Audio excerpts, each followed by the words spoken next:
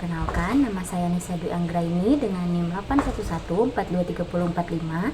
Jadi di video kali ini saya akan menjelaskan terkait studi kasus penerapan Undang-Undang K3 dengan mata kuliah Perundang-Undangan K3 dengan dosen pengampu Ibu Putri Ayuning Tias Mahdang, SKM MKKK.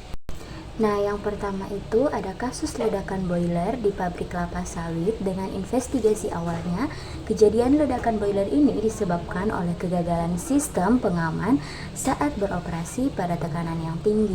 Tekanan boiler sering melebihi batas normal dan safety valve tidak berfungsi dengan optimal. Namun, laporan operator tidak ditindaklanjuti oleh pihak manajemen. Dan selain itu, sertifikat layak operasi telah kadaluarsa dan operatornya juga tidak bersertifikat dan tidak dilakukan pemeriksaan berkala sehingga akibatnya terjadi ledakan yang menewaskan 2 pekerja, melukai 6 pekerja serta merusak fasilitas produksi. Nah, dengan adanya kecelakaan ini juga menunjukkan kelalaian yang serius karena perusahaan ini tetap memaksakan produksi meskipun sudah ada tanda-tanda bahaya dan tidak adanya pengawasan serta kepatuhan terhadap standar K3 yang menjadi penyebab utama terjadinya ledakan. Nah, selanjutnya yang tahap kedua yaitu identifikasi bahaya dan risiko yang ada. Nah, bahaya utamanya berasal dari penggunaan boiler yang bertekanan tinggi yang tidak terkendali, ditandai juga dengan tekanan yang melebihi batas normal dan tidak berfungsinya safety valve. Nah, kondisi ini bisa meningkatkan risiko ledakan yang dapat menyebabkan kematian, luka bakar serius, kerusakan fasilitas, kerugian ekonomi, serta konsekuensi hukum bagi perusahaan. Nah, bahaya teknis seperti overpressure itu menjadi semakin berisiko ketika sistem pengaman itu tidak bekerja. Dampaknya tidak hanya pada pekerja tetapi juga pada keberlangsungan operasional perusahaan. Nah, adapun peraturan perundang-undangan K3 yang dilanggar dalam kasus ini, yang pertama yaitu ada ketentuan yang ada dalam Undang-Undang Nomor 1 Tahun 1970 tentang keselamatan kerja yang mewajibkan setiap pengusaha untuk menjamin keselamatan tenaga kerja serta memastikan bahwa peralatan kerja digunakan secara aman. Selanjutnya dalam Undang-Undang Nomor 13 Tahun 2003 tentang ketenagakerjaan yang mengatur kewajiban perusahaan dalam memberikan perlindungan keselamatan dan kesehatan kerja bagi para pekerja.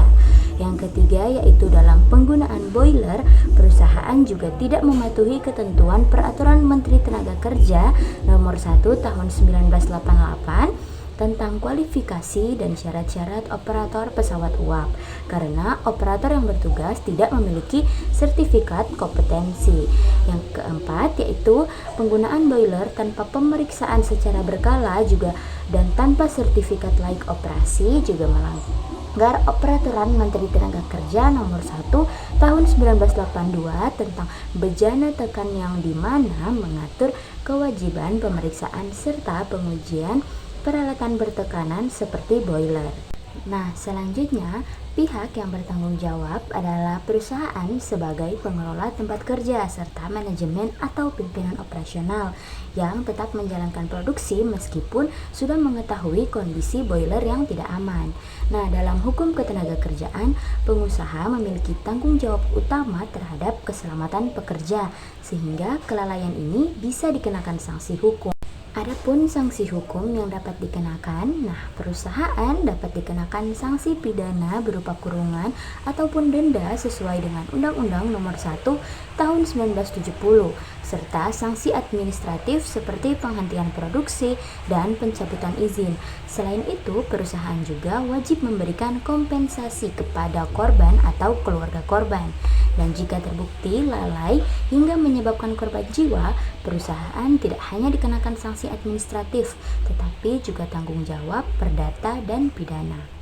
Adapun upaya pengendalian yang meliputi pemeriksaan berkala oleh ahli K3, memastikan sertifikat layak operasi masih berlaku, penggunaan operator bersertifikat, serta perawatan rutin safety valve dan sistem pemantau tekanan. Selain itu juga perusahaan harus menghentikan operasi jika kondisi tidak aman, serta menerapkan sistem manajemen K3 dan pelatihan keselamatan kerja. Nah, pengendalian ini penting karena untuk mencegah kejadian serupa dengan meningkatkan kepatuhan terhadap standar K3 dan membangun budaya keselamatan di tempat kerja. Selanjutnya, kasus kedua yaitu keracunan pestisida pada pekerja perkebunan. Untuk investigasi awalnya, pekerja melakukan penyemprotan pestisida di setiap hari tanpa penggunaan APD yang memadai dan hanya menggunakan masker kain. Perusahaan tidak memberikan pelatihan, tidak menyediakan MSDS, serta menyimpan pestisida dekat dengan area makan. Akibatnya, paparan terus-menerus sehingga 10 pekerja mengalami gejala keracunan dan 2 diantaranya mengalami gangguan saraf. Selanjutnya yaitu identifikasi bahaya dan risiko yang ada. Nah, untuk bahaya utama berasal dari paparan pestisida organofosfat yang melalui inhalasi, kontak kulit, dan tertelan. Risiko yang ditimbulkan ini meliputi keracunan akut seperti pusing dan muntah, iritasi kulit, gangguan saraf, serta risiko kontaminasi makanan akibat penyimpanan pestisida yang tidak aman. Nah, kurangnya pemahaman pekerja dan tidak adanya pelatihan juga meningkatkan risiko paparan. Selain itu, penyimpanan yang salah juga memperbesar kemungkinan pestisida ini masuk ke dalam tubuh melalui makanan ataupun minuman. Nah, adapun peraturan perundang-undangan K3 yang dilanggar dalam kasus ini, yang pertama ada Undang-Undang Nomor 1 Tahun 1970 tentang Keselamatan Kerja yang ada dalam Pasal 3 Ayat 1 menyatakan bahwa pengusaha wajib menjamin keselamatan tenaga kerja serta mencegah dan mengurangi kecelakaan kerja maupun penyakit akibat kerja. Pada pasal 9 ayat 1 menyatakan bahwa pengurus wajib memberikan penjelasan kepada tenaga kerja mengenai kondisi dan bahaya yang dapat timbul di tempat kerja serta cara pencegahannya. Dan pada pasal 14 huruf C itu menyatakan bahwa pengurus wajib menyediakan alat pelindung diri secara cuma-cuma kepada tenaga kerja. Lalu selanjutnya dalam Undang-Undang Nomor 13 Tahun 2003 tentang Ketenagakerjaan pada pasal 86 ayat 1 menyatakan bahwa setiap pekerja berhak memperoleh perlindungan atas keselamatan dan kesehatan kerja. Yang ketiga, dalam Peraturan Pemerintah Nomor 50 Tahun 2012 tentang penerapan sistem manajemen K3, di mana perusahaan wajib menerapkan sistem manajemen K3 termasuk identifikasi bahaya, pengendalian risiko, serta pemberian pelatihan bagi para pekerja. Lalu, kewajiban penyediaan informasi bahan kimia berbahaya seperti MSDS juga merupakan bagian dari pengendalian bahan kimia di tempat kerja yang seharusnya dipenuhi oleh perusahaan. Adapun pihak yang bertanggung jawab dalam kasus ini yaitu pengusaha atau manajemen perusahaan karena memiliki kewajiban untuk menyediakan lingkungan kerja yang aman, memberikan pelatihan, menyediakan APD, dan mengendalikan bahaya bahan kimia. Dalam hukum K3, tanggung jawab utama berada pada pengusaha. Nah, untuk sanksi hukum pada kasus ini, perusahaan bisa dikenakan sanksi pidana berupa kurungan ataupun denda sesuai dengan Undang-Undang Nomor 1 Tahun 1970, serta sanksi administratif seperti teguran, pembatasan kegiatan, hingga penghentian sementara jika tidak memenuhi standar keselamatan kerja. Nah, sanksi ini diberikan untuk menegakkan kepatuhan terhadap K3. Jika pelanggaran berdampak pada kesehatan pekerja, perusahaan juga berpotensi menghadapi tuntutan yang lebih lanjut. Nah, untuk upaya pengendalian dalam kasus ini, perusahaan seharusnya menyediakan APD yang lengkap, memberikan pelatihan penggunaan pestisida yang aman, menyediakan MSDS di area kerja, menyimpan pestisida di tempat khusus yang aman, serta melakukan pemeriksaan kesehatan berkala bagi para pekerja. Pengendalian ini dilakukan dengan mengurangi paparan melalui APD, edukasi, dan pengelolaan bahan kimia yang benar, dan pemeriksaan kesehatan juga penting untuk mendeteksi dini penyakit akibat kerja. Kasus ketiga yaitu jatuhnya pekerja pada proyek konstruksi gedung. Nah, untuk investigasi awalnya, pekerja ini jatuh dari ketinggian kurang lebih 15 meter saat memasang backcasting tanpa menggunakan full body harness. Area kerja juga tidak dilengkapi dengan guardrail. Pekerja tidak mendapatkan pelatihan kerja di ketinggian dan proyek tidak memiliki RKK. Nah, kondisi ini menyebabkan kecelakaan fatal hingga pekerja meninggal dunia. Nah, identifikasi bahaya dan risiko yang ada dalam kasus tersebut. Untuk bahaya utamanya adalah jatuh dari ketinggian pada pekerja konstruksi, dan risikonya yaitu meningkat karena tidak adanya APD, guardrail, dan pelatihan, sehingga bisa menyebabkan cedera berat hingga kematian. Kurangnya pengendalian risiko juga bisa membuat pekerja sangat rentan kehilangan keseimbangan dan terjatuh, terutama pada pekerja di gedung bertingkat. Adapun peraturan perundang-undangan yang dilanggar dalam kasus ini yaitu ada pada Undang-Undang Nomor 1 Tahun 1970 tentang keselamatan kerja yang ada. Nah, dalam pasal 3 ayat 1, dalam pasal 9 ayat 1, dan dalam pasal 14 huruf C. Lalu selanjutnya juga ada Undang-Undang Nomor 13 Tahun 2003 tentang ketenagakerjaan pada pasal 86 ayat 1. Selanjutnya ada dalam Peraturan Pemerintah Nomor 50 Tahun 2012 tentang penerapan sistem manajemen K3, dan yang terakhir ada Peraturan Menteri PUPR Nomor 10 Tahun 2021 tentang pedoman sistem manajemen keselamatan konstruksi. Nah, peraturan ini mewajibkan setiap proyek konstruksi memiliki rencana keselamatan konstruksi atau RKK sebagai bagian dari sistem pengendalian keselamatan kerja di proyek. Nah, pihak yang bertanggung jawab adalah perusahaan konstruksi dan manajemen proyek karena mereka tidak memastikan pekerjaan dilakukan sesuai standar keselamatan. Adapun sanksi hukum yang dapat dikenakan yaitu sanksi pidana berupa kurungan atau denda, dan serta sanksi administratif seperti penghentian proyek dan pencabutan izin. Nah, sanksi ini diberikan karena kelalaian yang menyebabkan kematian pekerja dan pelanggaran serius terhadap K3. Nah, untuk upaya pengendalian, perusahaan harus menyediakan APD seperti full body harness, memasang guardrail, memberikan pelatihan kerja di ketinggian, menyusun RKK, serta melakukan pengawasan rutin. Pengendalian juga dilakukan dengan mengurangi risiko jatuh melalui perlindungan teknis, peningkatan kompetensi, dan pengawasan kerja. Selanjutnya, kasus keempat yaitu kebakaran gudang bahan kimia. Nah, untuk investigasi awalnya, kebakaran terjadi akibat percikan listrik dari instalasi yang rusak yang menyulut bahan kimia mudah terbakar yang disimpan tanpa ventilasi dan tanpa pemisahan. Nah, tidak juga adanya label, tidak ada APAR, dan pelatihan tanggap darurat juga memperparah kejadian hingga menyebabkan 3 pekerja luka bakar dan kerusakan gudang. Nah, kondisi gudang yang tidak memenuhi standar keselamatan membuat api cepat menyebar dan sulit untuk dikendalikan. Untuk identifikasi bahaya dan risiko yang ada, bahayanya berasal dari bahan kimia yang mudah terbakar, ventilasi buruk, dan instalasi listrik yang rusak. Sedangkan risiko yang muncul yaitu seperti kebakaran, ledakan, paparan asap beracun, cedera bagi para pekerja, serta kerusakan lingkungan. Nah, tidak adanya pemisahan bahan dan kontrol sumber api juga meningkatkan kemungkinan terjadinya kebakaran yang besar. Nah, adapun peraturan perundang-undangan K3 yang dilanggar, yang pertama yaitu Undang-Undang Nomor 1 Tahun 1970 tentang keselamatan kerja, khususnya pada pasal 3 ayat 1, pada pasal 9, dan dalam Peraturan Menteri Tenaga Kerja Nomor 4 Tahun 1980 tentang APAR, nah yang mewajibkan setiap tempat kerja menyediakan alat pemadam api ringan yang sesuai dengan potensi bahaya kebakaran. Yang ketiga yaitu Peraturan Menteri Tenaga Kerja Nomor 187 Tahun 1999 tentang pengendalian bahan kimia berbahaya di tempat kerja yang mengatur kewajiban pelabelan, penyimpanan, serta pengendalian bahan kimia berbahaya. Selanjutnya ada Peraturan Pemerintah Nomor 50 Tahun 2012 tentang Sistem Manajemen K3 yang mewajibkan perusahaan menerapkan sistem manajemen keselamatan dan kesehatan kerja untuk mencegah kecelakaan kerja.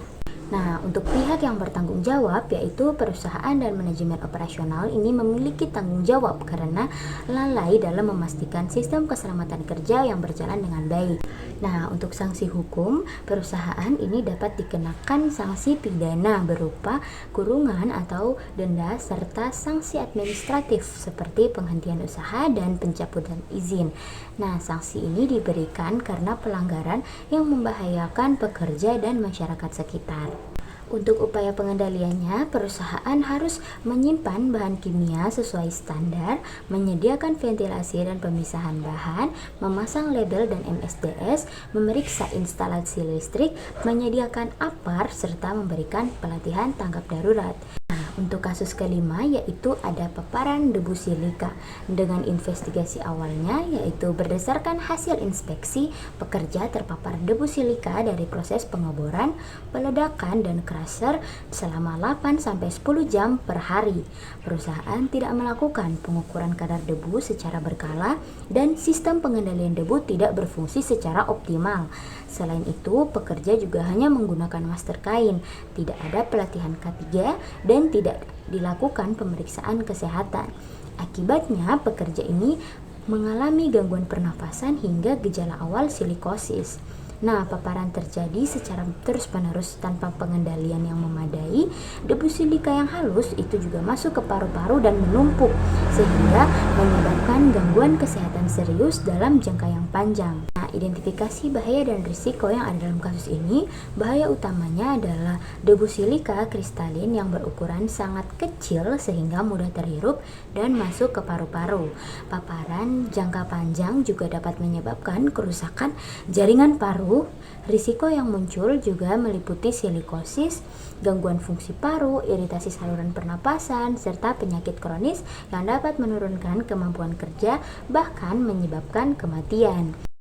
Nah, untuk peraturan perundang-undangan yang dilanggar dalam kasus ini yaitu ada Undang-Undang Nomor 1 Tahun 1970 tentang Keselamatan Kerja pada pasal 3 ayat 1 dan pada pasal 9. Selanjutnya, perusahaan juga melanggar Peraturan Menteri Ketenagakerjaan Nomor 5 Tahun 2018 tentang K3 Lingkungan Kerja yang mewajibkan perusahaan melakukan pengukuran faktor bahaya di lingkungan kerja seperti debu serta melakukan pemantauan secara berkala. Yang ketiga, perusahaan juga tidak menyediakan APD yang sesuai sehingga melanggar Peraturan Menteri Tenaga dan Transmigrasi Nomor 8 Tahun 2010 tentang alat pelindung diri yang mewajibkan perusahaan menyediakan APD yang sesuai dengan bahaya di tempat kerja. Dan yang keempat, perusahaan juga tidak menerapkan sistem manajemen K3 yang baik, sehingga perusahaan ini melanggar peraturan pemerintah nomor 50 tahun 2012 tentang sistem manajemen K3. Nah, adapun pihak yang bertanggung jawab yaitu perusahaan dan manajemen karena memiliki kewenangan dalam mengatur sistem kerja, menyediakan fasilitas keselamatan, serta memastikan penerapan K3 di tempat kerja. Untuk sanksi hukum yang dapat dikenakan yaitu seperti sanksi pidana berupa kurungan atau denda sesuai dengan Undang-Undang Nomor 1 Tahun 1970. Selain itu juga dapat dikenakan sanksi administratif seperti teguran, penghentian operasional hingga pencabutan izin usaha. Nah, untuk upaya pengendaliannya, perusahaan harus melakukan pengukuran debu secara berkala, memperbaiki sistem pengendalian debu, menyediakan respirator khusus, memberikan pelatihan K3, serta melakukan pemeriksaan kesehatan paru secara rutin bagi para pekerja. Keenam yaitu kecelakaan forklift di gudang logistik. Investigasi awalnya, kecelakaan terjadi saat forklift membawa muatan tinggi yang menghalangi pandangan operator di area gudang yang padat dan tidak terdapat juga pemisahan jalur antara forklift dan pejalan kaki, serta operatornya ini juga melaju dengan kecepatan tinggi tanpa membunyikan klakson. Hal ini menyebabkan tabrakan dengan pekerja lain yang mengakibatkan cedera dan kerusakan barang. Nah, selanjutnya identifikasi bahaya dan risiko. Nah, bahaya berasal dari penggunaan forklift di area kerja tanpa pengaturan lalu lintas yang aman. Risiko yang muncul yaitu seperti tabrakan dengan pekerja, jatuhnya muatan, cedera, serta kerusakan barang dan gangguan operasional. Untuk peraturan perundang-undangan yang dilanggar dalam kasus ini, yang pertama ada Undang-Undang Nomor 1 Tahun 1970 tentang Keselamatan Kerja pada pasal 3 ayat 1, pada pasal 9. Nah, perusahaan juga tidak menerapkan sistem manajemen keselamatan kerja yang baik sehingga melanggar peraturan pemerintah nomor 50 tahun 2012 tentang sistem manajemen K3. Selanjutnya, pengoperasian forklift sebagai alat angkut juga harus memperhatikan ketentuan keselamatan kerja sesuai dengan Peraturan Menteri Tenaga Kerja Nomor 8 Tahun 2020 tentang keselamatan dan kesehatan kerja pesawat angkat dan angkut yang mengatur penggunaan alat angkat dan angkut agar tidak membahayakan pekerja. Untuk pihak yang bertanggung jawab dalam kasus ini yaitu perusahaan dan juga manajemen operasional gudang karena mengatur sistem kerja dan keselamatan di area kerja tersebut. Nah, manajemen juga memiliki peran penting dalam mengatur jalur kerja dan prosedur dari keselamatan. Nah, untuk sanksi hukum yang dapat dikenakan yaitu perusahaan bisa dikenakan sanksi seperti pidana maupun administratif seperti penghentian operasional dan pencabutan izin usaha.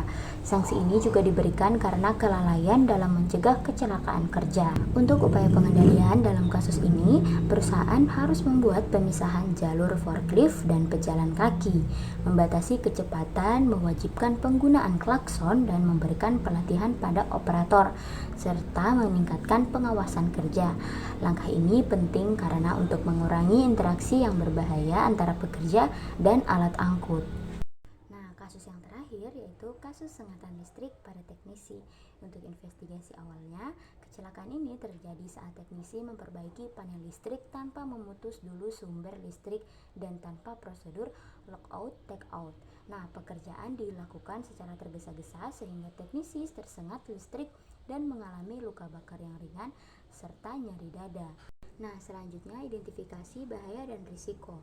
Bahaya berasal dari kontak langsung dengan listrik yang bertegangan, sedangkan risikonya yaitu muncul meliputi seperti sengatan listrik, luka bakar, gangguan jantung, kerusakan saraf, hingga kematian. Listrik juga merupakan sumber bahaya tinggi yang harus dikendalikan dengan prosedur khusus. Adapun peraturan perundang-undangan ketiga yang dilanggar, yang pertama yaitu Undang-Undang Nomor 1 Tahun 1970 tentang Keselamatan Kerja pada pasal 3 ayat 1 dan pada pasal 12 yang menyebutkan bahwa tenaga kerja wajib mematuhi syarat keselamatan kerja. Namun perusahaan juga berkewajiban untuk menyediakan sistem kerja yang aman terlebih dahulu. Yang kedua yaitu dalam pekerjaan kelistrikan, perusahaan juga harus mengikuti ketentuan dalam Peraturan Menteri Ketenagakerjaan Nomor 12 Tahun 2015 tentang keselamatan dan kesehatan kerja listrik di tempat kerja, yang mewajibkan setiap pekerjaan pada instalasi listrik dilakukan dengan prosedur pengamanan seperti pemutusan sumber energi, penguncian sumber listrik, serta penggunaan peralatan pelindung yang sesuai.